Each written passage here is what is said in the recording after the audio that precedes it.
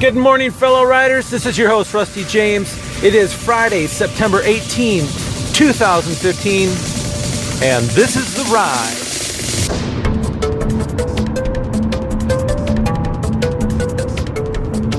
Yeehaw, yeehaw, it is Friday. It is Friday. It's Friday!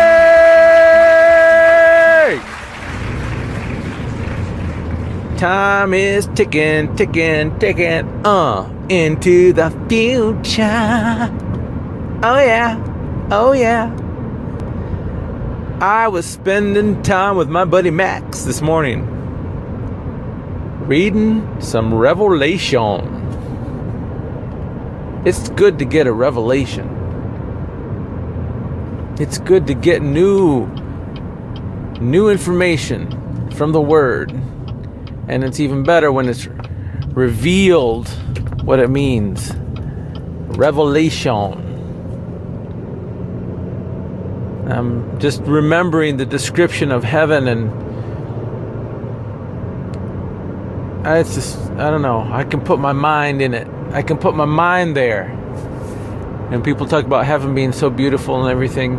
And yeah, I suppose.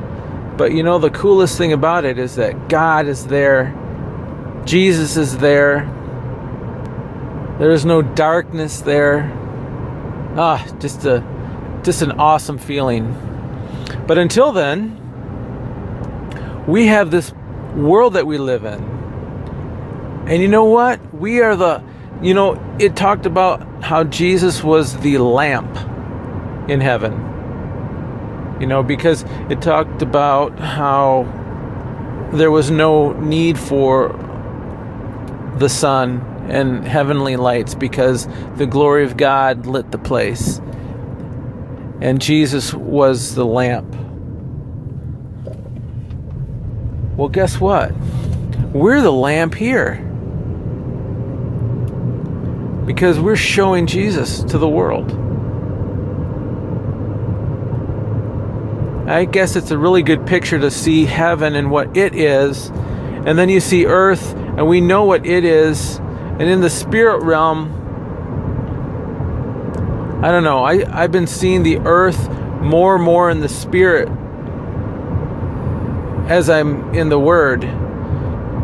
And you can see the world as a dark place spiritually. And I believe that we're in a dark time, without a doubt.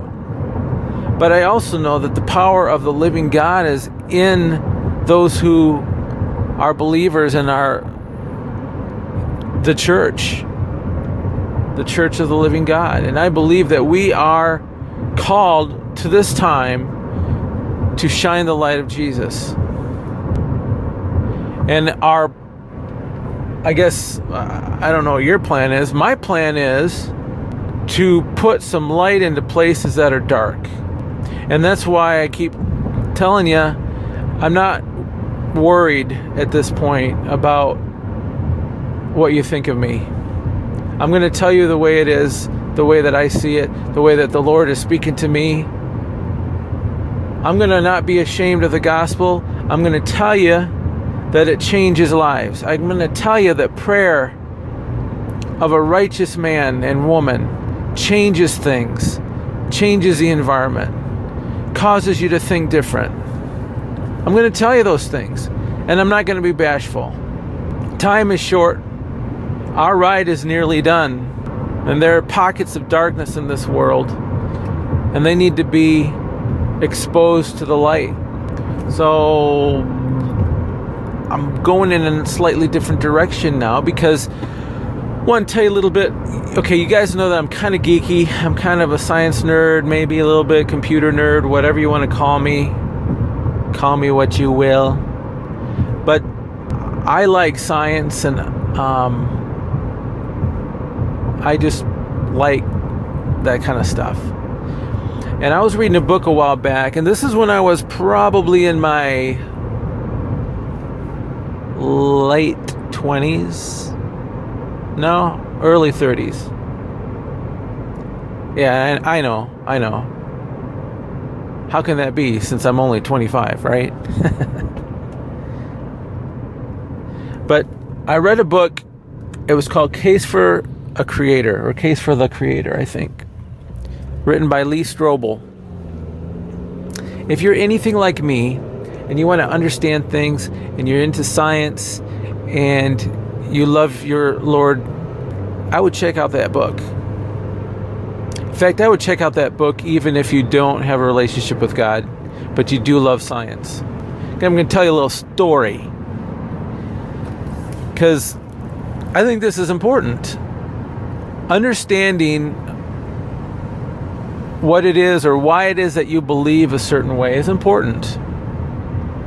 If you can't defend why you believe a certain way, you have to ask yourself, do you really believe that way? Or are you just regurgitating what somebody told you? You know, you got to defend what you believe, right? I was reading this book, and it illuminated some things that I'd been struggling with, as far as, you know, I'm not going to try to go too deep into this discussion, but the stars and the universe and things, really, I had a hard time. At one point, I had a really hard time believing in God, because it looked like everything that was there, everything that I can see, could be explained by just, you know, what the evolutionists and the atheists say. Well, I want to tell you a little bit of a story about what they say, and then we're gonna see what takes more faith: believing in God the Father as a creator, or believing that all this stuff that was created in simply natural processes. Because when I was younger, way younger, in high school, I went to a Christian school, and we had studied evolution, because they were actually they were doing it right. They were teaching both evolution and creationism. You know, of course, the public schools of today won't do that, because they only look at the natural explanation for something. And of course, if you do that, then you're totally eliminating any potential for a spiritual explanation for something. But because natural is the only thing that you can observe, apparently, it totally excludes the spiritual. And by the way, the scripture says that it is clear by looking at creation that there is a creator. It's clear. And I think the reason is because everything that was created, from my faith-filled standpoint, everything we see exists because of a word spoken by God Almighty. And so the truth is, if you want to take that faith statement of mine as truth, the truth is everything you can see, even the fact that you can see, even the fact that you care about what you see, was birthed by something supernatural outside of nature. But atheists refuse that option. So then you're stuck with what's observable in nature. And that's why you don't get any form of supernatural explanation for anything. For the longest time, atheists, those who were atheists, meaning they didn't believe in a theist or a deity, they said the universe had always existed. And therefore you didn't need to have anything that would create something that pre-existed time, really. You didn't have to have an explanation for it. If it was always there, it just always was there. We as Christians believed what the Bible teaches, that God was the creator and God was the cause that created all the effects. And of course, atheists would say, no, the universe pre-existed. It was just always there. Is it eternally existent? But then something unique happened. Somebody determined, I don't know if it was Hubble or somebody, found that the universe was expanding, but expanding in such a way that would imply that there had to have been a singularity, they call it, or a point at which everything started. And of course, the evolutionist idea, the atheist idea, was that there was this thing called the Big Bang. So we learned about the Big Bang in school. And in a Christian school, we looked at that explanation with disdain, because it flew in the face of God to have this Big Bang that just happened, right? And we looked at that and we thought, man, the Big Bang was just, it flew in the face of God. It was sacrilegious. Because we knew that God created everything with a word, and it was. And then you have the theory, they're not the theories, but the laws of thermodynamics, that when you look at our universe, it became clearer and clearer there had to be this cause. And the Big Bang wasn't a good enough explanation. And even the atheists and the evolutionists have to acknowledge something, and that is that there was some cause. There had to be some reason for that Big Bang to happen. And there's a problem with that, because they don't have an outside agent to cause that. But we do. And reading that Lee Strobel book, Case for the Creator, there were some interesting things that have been found in science, observable things that have given new clarity, I guess, to some of the things found in the universe. And one of those things is that it appears that the matter in the universe appears to have had this great expansion from this point, this singularity, but almost as though it like exploded into where things are, and then they're slowly, in comparison, slowly moving away. So instead of an explosion that caused everything to move, and eventually we're at the point where we are now, where things are spread out the way they are, it's almost has evidence for an explosion that created everything nearly where it is now, and it's slowly moving away. I know I'm not doing that explanation very much justice, but the implication was that, you know what? It might be okay to say that I believe in the Big Bang, except the fact that God created it, and His Big Bang was the result of His word of creation, and boom, there it is, and you now see the universe doing its slight expansion.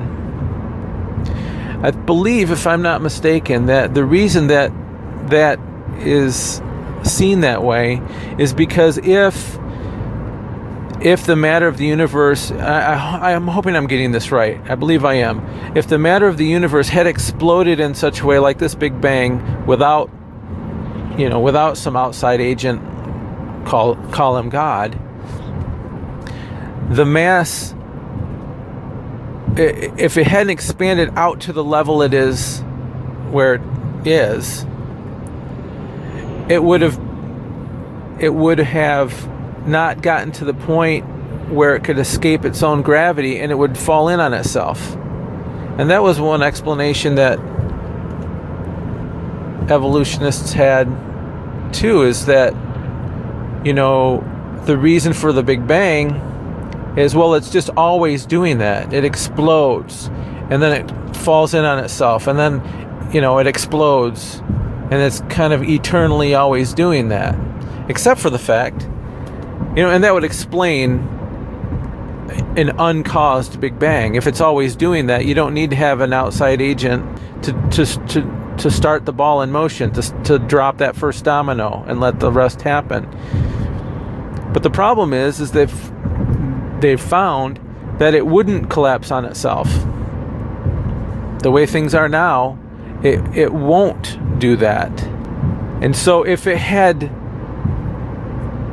that creation of the universe had happened way back in, time eternal past, then what that really means is that I'm talking about like forever, eternally back, then that means that all of the energy in the universe would have already been used up and gone, and we would have the cold death situation. There would be nothing of the universe, no life, no way to observe it. We would not exist. So that can't be. So the evolutionist thought is to reach in their bag of tricks and try to come up with a solution for this uncaused creation. Because one of the things that we as Christians and those of us who believe, even if we're not Christians but we're theists, we believe there's a God, we look at creation, we look at everything around us, and I think that there are some 200 and some, call them constants of nature, physical constants that are part of the fabric of our universe. Everything from the fact that water, when it freezes, it actually becomes more buoyant than water itself. The ice becomes more buoyant. Well, that's an amazing feature of water, because most things don't behave that way. And if water behaved like most things, it would freeze from the bottom of an ocean and freeze up as things were cold. And you'd never have this, you'd basically have an ice planet. You'd have something that wouldn't sustain life. So that one little constant that has to do with how water freezes and how water behaves helps us be able to be alive on planet Earth. That's just one of hundreds. You look at the position of the Earth in relationship to the sun and even the moon. And all these things had to line up in such a way to create an environment where life was possible. You change any one of those things by too much, and you've broken this delicate balance. Now, when confronted by this fact, those that are atheistic in what they believe, in order to explain that and explain the incredible coincidence that we happen to be in a universe that has laws that permit life to happen, and how do you explain that? Just by random chance. That they'll pull this out of their bag of tricks.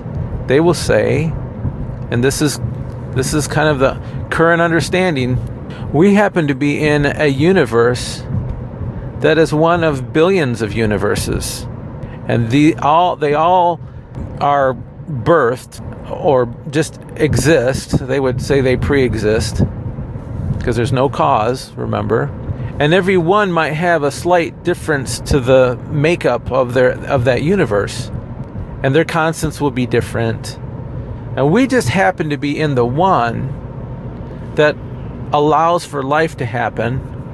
And so here we are to witness that.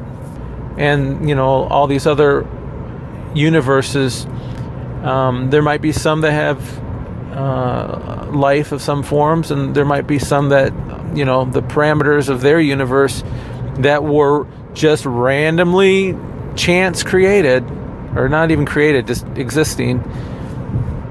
They might not have any life whatsoever, but we just happen to be in the one that could support life. That's a real explanation that they have. Now, can we sit down and just, I don't know if you're a believer or not, if you're a theist or an atheist, Can you sit down and really tell me that my belief in a God that's supernatural, that's outside of the natural processes, takes more faith than what the atheistic agenda is calling for? Because that requires a lot of faith.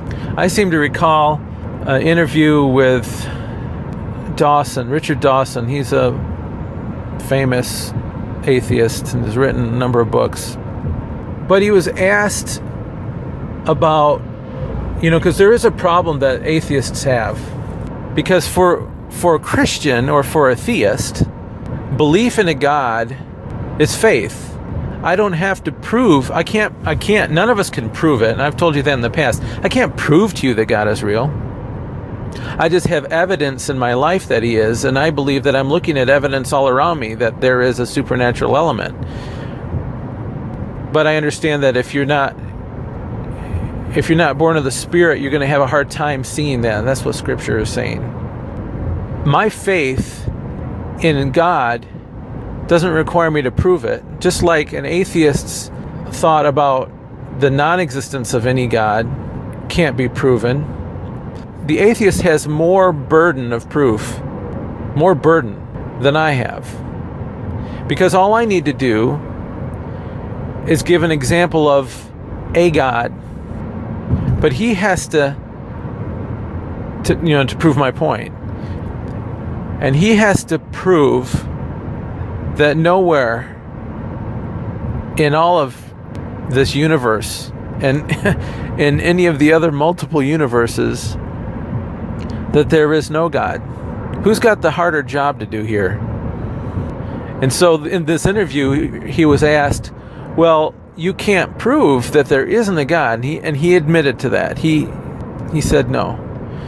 But he was asked, well, if you can't prove that there isn't a God, then there is a potential that the God of Isaac, Abraham, and Jacob, Jehovah, the God that I serve, the Father of Jesus Christ, that there is a potential that God exists. And if I'm remembering his remark correctly, he avoided that answer and said something like, well, there might be any number of millions of gods then, but there's nothing that says that it would have to be that God. Something like that. And I thought that was so crazy, funny, stupid, because I can almost picture a little devil on his shoulder, a little demon, whose job it is to lie to us and to get us away from understanding that there is God, the one true God. I can see this little demon whispering into Richard's ear and saying, well, you can't admit to that God, but all the other ones you can. What a juvenile argument. How juvenile, how immature. I don't know, that's how I took it.